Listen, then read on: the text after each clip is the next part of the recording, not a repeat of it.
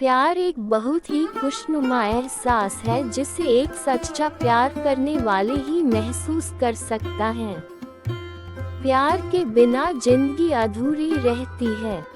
प्यार में एक अलग ताकत है जो इंसान को खुश रहने का वजह देती है। यहाँ पे कुछ प्यार से संबंधित कहानियाँ हैं और हर कहानी आपको एक अलग तरह से प्यार के बारे में कुछ बताएगी। इन कहानी के माध्यम से आप प्यार के बारे में और सच्चे प्यार करने वाले के बारे में और अच्छे से जान पाएंगे। सारी कहानियाँ आपको वास्तविकता से मिलती नजर आएगी।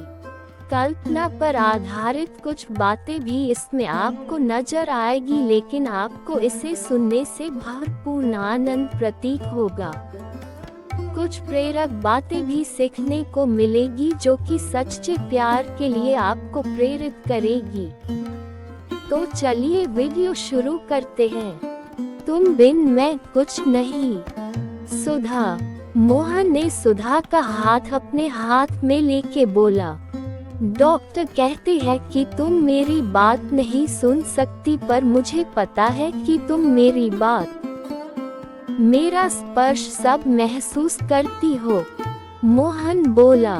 फिर कुछ पल एकटक सुधा को देखता रहा। जल्दी से ठीक हो जाओ सुधा, तुम्हारी ये खामोशी मुझे चुभती है। मुझे तो वो चुलबुली चाहती, दिन भर पटक पटक बोलने वाली सुधा चाहिए। तुम बिन मैं कुछ नहीं। इस अनाथ को तुमने अपने प्यार से एक परिवार का सुख दिया जिसके लिए मैं बचपन से तरसता रहा। फिर तुम्हारे आने से मेरी बंजर जिंदगी जैसे फिर से हरी भरी हो गई। अरे ऐसे क्या देख रही हो, मैं सच कह रहा हूँ सुधा। तुमने जहाँ एक और पत्नी बन मेरी जिंदगी को प्यार के रंग रंगीन किया, वही अपने दुलार व मेरी परवाह कर एक माँ की तरह अपने प्यार का आंचल मेरे सर पे रखा।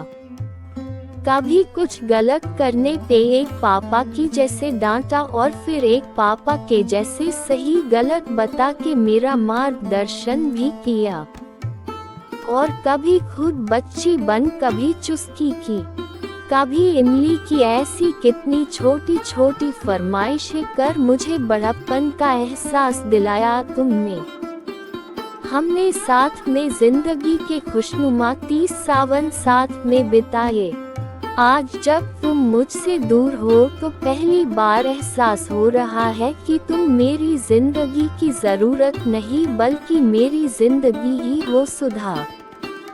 यह अस्पताल में सब मुझको पागल समझते हैं, मेरे पीठ पीछे मेरा मजाक भी उड़ाते हैं, कहते हैं कितना बेवकूफ है, कोमा में कोई सुनता है भला। पर मुझे इन पे गुस्सा नहीं आता। जब तुम मुझसे रूठती थी तो कहती थी ना, ये बादल तो या तो शांत रहता है या गुस्सा की बारिश करता, प्यार भरी बारिश तो करना जैसे आता ही नहीं। तुमको पता है मैं अब गुस्सा भी नहीं होता किसी पे करूं। गुस्सा तो अपनों पे किया जाता है ना। ये कह के मोहन का गला रुंध हो गया। मेरी जिंदगी की हरियाली तुम ही हो सुधा, तुम बिन मैं कुछ नहीं। प्लीज मेरे दिल की पुकार सुन लो। मुझे एक बार फिर से अनाथ मत करो। एक बार फिर मेरी बंजर जिंदगी को अपने प्यार की हरियाली से हरा कर दो। सुधा का हाथ अपने हाथ में लेके आज मोहन जैसे बादलों की बारिश की तरह आंसुओं से बरस पड़ा। बादल के आंसुओं से सुधा का हाथ भीग गया। उसके हाथ में थोड़ी हलचल हुई, जैसे मानो मोहन के आंसू बादल रूपी वर्षा से सूखी धरा का रोम रोम खिल गया हो।